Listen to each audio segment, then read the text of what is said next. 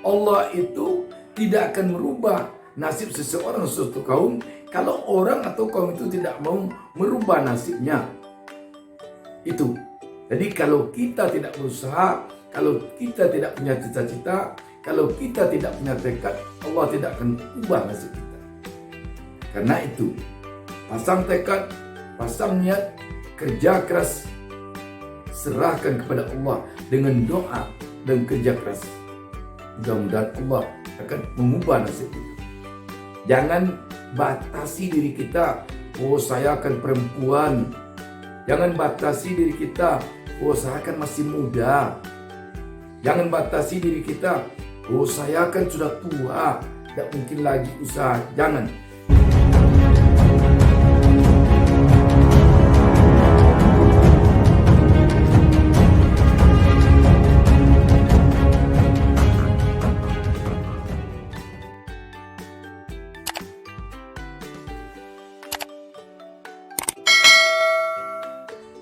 Assalamualaikum warahmatullahi wabarakatuh.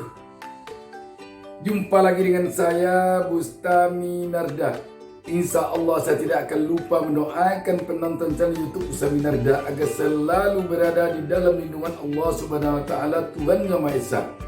Sahabat BN, di dalam mencapai kesuksesan, khususnya di dunia bisnis, ternyata tidak ada dikotomi perempuan dan laki-laki, tua dan muda.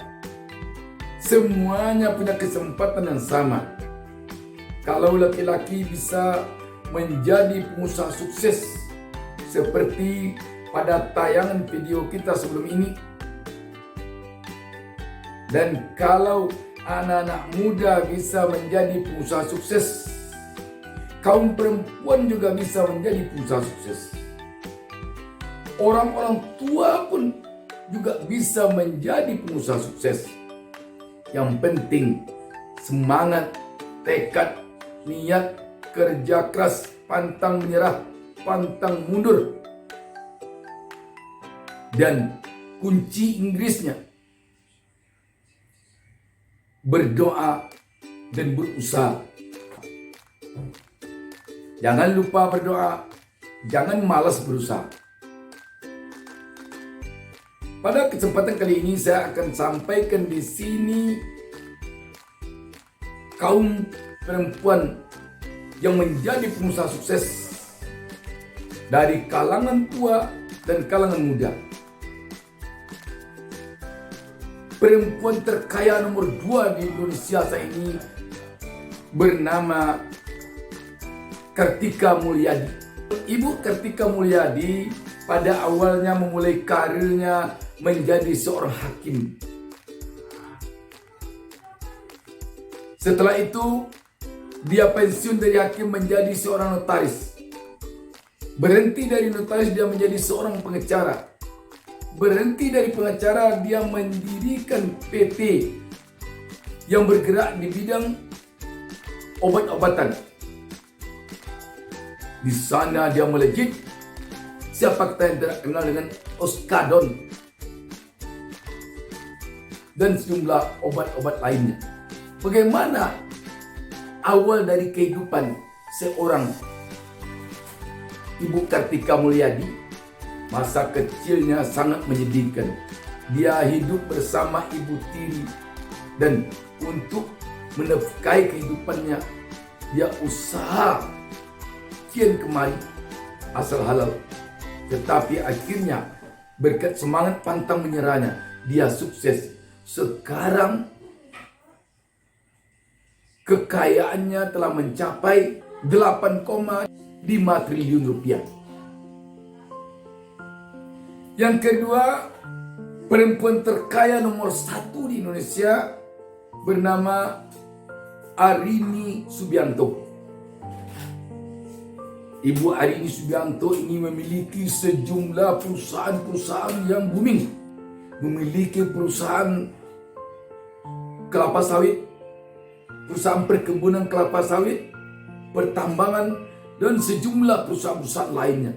Berkat kerja kerasnya, sekarang harta kekayaan yang mencapai 11,4 triliun rupiah.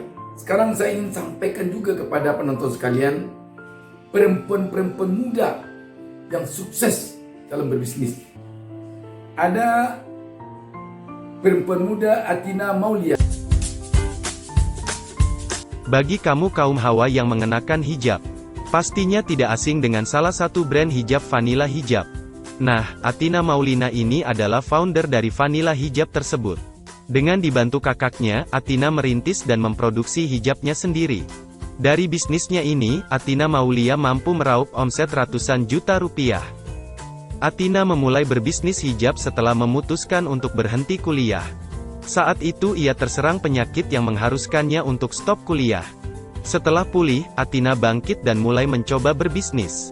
Athina benar-benar membangun bisnisnya ini dari nol. Di dalam memasarkan usahanya, dia benar-benar tidak mengenal lelah, tidak mengenal putus asa. Kegagalan demi kegagalan yang dihadapinya tidak membuat dia menyerah.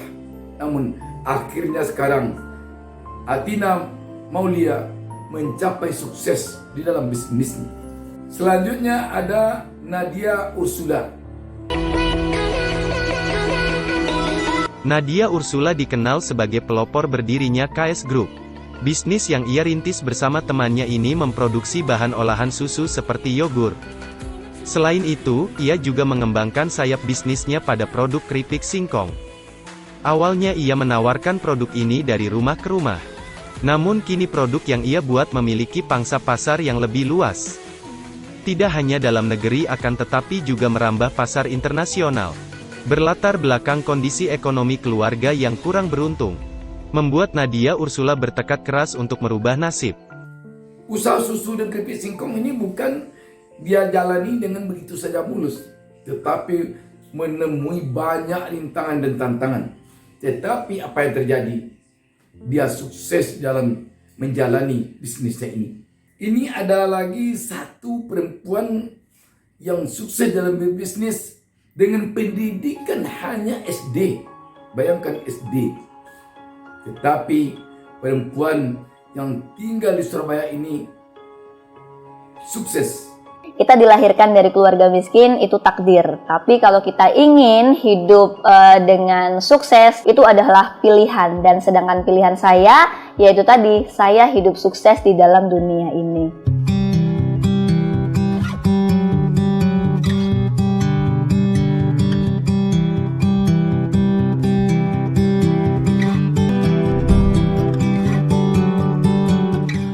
Halo, perkenalkan nama saya Delta Hesi Chandra Pratiwi. Saya owner dari Handmesus By dan Del Fashion Store. Dan untuk alamat saya stay di Surabaya. Kebetulan saya sendiri adalah lulusan SD.